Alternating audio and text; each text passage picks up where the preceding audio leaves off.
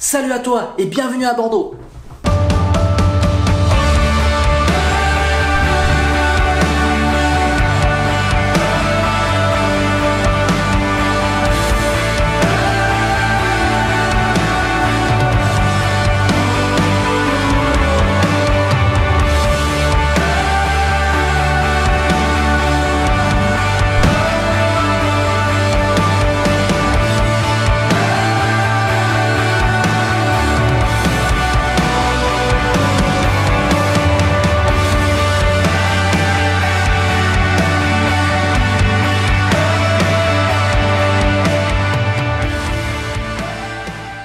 Avant de vous faire partager le reportage sur la Calédonie, j'aimerais remercier tous les fans qui m'ont accompagné depuis 2012 sur ce projet. Donc voilà, des likes, des commentaires, tout simplement des rencontres. C'est vraiment des milliers de personnes qui ont assisté à toutes mes réunions, à mes lives et tout. Donc voilà, un énorme merci. J'aimerais remercier bien sûr tous les habitants de Calédonie. Ils m'ont reçu vraiment à bras ouverts. Donc je vous invite vraiment à aller sur cette destination. Merci infiniment à la Calédonie et merci bien sûr à Sébastien de François qui m'a permis donc de faire ce petit reportage sur la Calédonie. Avant de lancer cette vidéo, j'aimerais vous faire partager quelque chose. Je lance un concours sur Instagram. Je vous fais gagner un vol au-dessus de la grande barrière de corail et des Whitsunday depuis Airy Beach. Donc voilà, c'est une belle surprise. Rendez-vous sur mon Insta. Ça se passe en bas de la vidéo. Allez, c'est parti pour le reportage.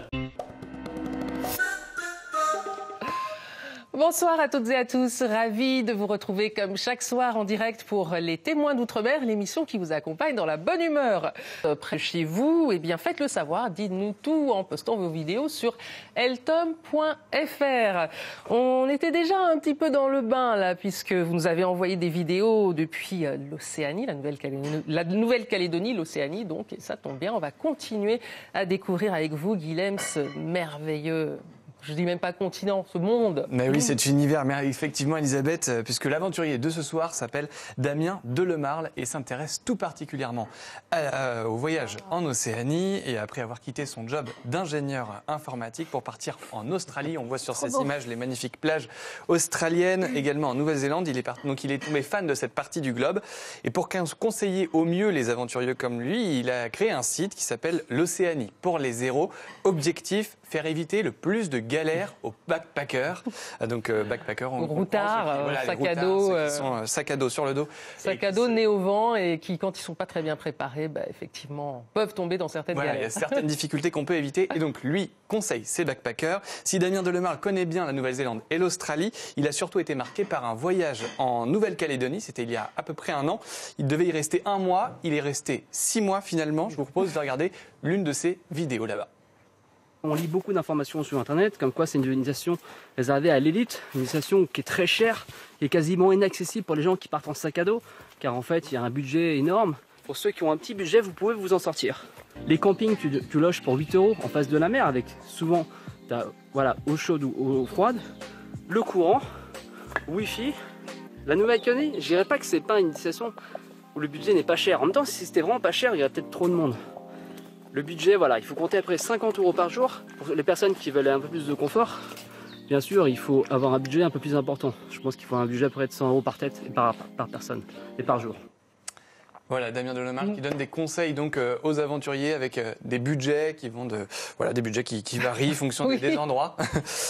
Il a notamment visité les îles Loyauté. Elles se situent au nord-est de la Nouvelle-Calédonie et c'est en se baladant sur l'une de ces îles, celle précisément de Maré, où il a été touché par l'accueil d'une tribu, la tribu de Wabao. Il nous le raconte.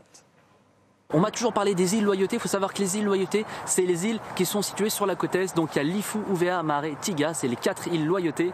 Et je suis arrivé bien sûr après Ouvéa et Lifou, je suis arrivé donc à Maré à la fin de mon voyage. Et voilà, j'avais aucun plan de logement et j'étais en train de faire du drone dans la rue. Et comme souvent les locaux vous abordent, ah ouais ça va, viens prendre le café mon ami. Et voilà, ils sont super abordants.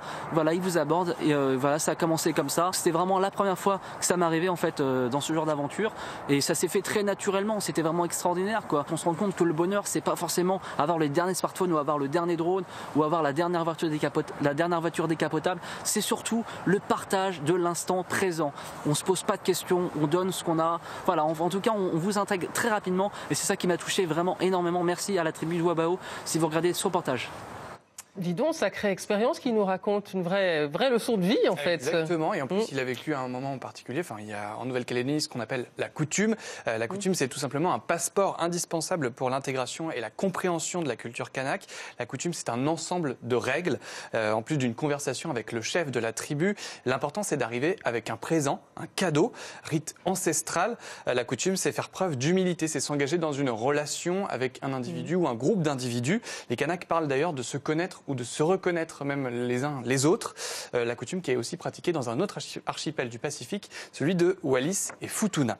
Alors en plus d'aimer la culture kanak, Damien est tombé complètement sous le charme. On comprend d'ailleurs des plages paradisiaques de Nouvelle-Calédonie et des îles Loyauté. Je ne résiste pas tout simplement à l'envie de vous montrer la vidéo qu'il a pu faire, une compilation des plus belles plages de cet archipel aux portes du paradis. Wow. On va commencer par l'île d'Uvea, un atoll incroyable, un atoll magique. Plage centrale infinie, 25 km de sable blanc. C'est ici que le paradis existe. D'ailleurs, on l'appelle l'île la plus proche du paradis. L'île de Marais est bien sûr aussi très spectaculaire. J'ai beaucoup aimé ses fonds, ses plages. L'île est vraiment magnifique. L'île de Lifou est d'ailleurs aussi paradisiaque. Les falaises de Jokin est un exemple. L'aquarium naturel est un autre exemple. Vous avez bien sûr plein de plages paradisiaques. Vous avez notamment aussi la plage de Peng située sur la côte ouest. Sur la Grande Terre, à l'extrême nord, Poum, c'est ici que j'ai eu un gros coup de cœur à l'île de Tembouenne. Ah, là, c'est sur Émilie Plateau. La Belgique, c'est loin quand on va Là, on part quand ? On part tout à l'heure. Voilà. Ouais. Ah, je viens avec vous alors. Pas de problème. Voilà des plages magnifiques, quasi vierges. Ces îles Loyauté, îles du bout du monde, donc très préservées d'un tourisme de masse. C'est d'ailleurs le constat qu'a pu faire Damien pendant son voyage et il en a d'ailleurs fait une vidéo. Regardez. Un tel paradis, il n'y a jamais personne. J'ai fait les plus belles plages de ma vie sur l'île d'Uvea, il y avait jamais personne. Si toi, tu aimes vraiment l'aventure, tu n'aimes pas les touristes. Tu aimes être toujours dans les endroits, toujours tout seul. Quasiment tout le temps tout seul sur les plages. Toujours tout seul dans les parcs nationaux. Je pensais pas qu'en fait, en 2017, il y avait une destination qui était aussi peu touristique. Avec aussi peu de monde. Je crois qu'on parle de 100 000 touristes par an. Et encore, c'est des gens qui font pas forcément le tour. Alors, avec une gouaille pareille, à mon avis, Damien va pas rester seul très longtemps. Hein. C'est peut-être pour ça qu'il est seul, Elisabeth. Il se retrouve seul. Mais Damien Delemarle, il n'est pas loin du tout du bon chiffre, hein, parce qu'en 2017, environ 120 000 touristes ont posé leurs valises en Nouvelle-Calédonie. On est quand même loin du million de touristes en Martinique la même année. Eh bien, merci à Damien et merci à vous, Guillaume, pour cette belle rencontre et cette évasion en Nouvelle-Calédonie. Comment ça se passe en cuisine, Louise, Andy? Eh ben, ça dresse. Ça dresse. Ça dresse.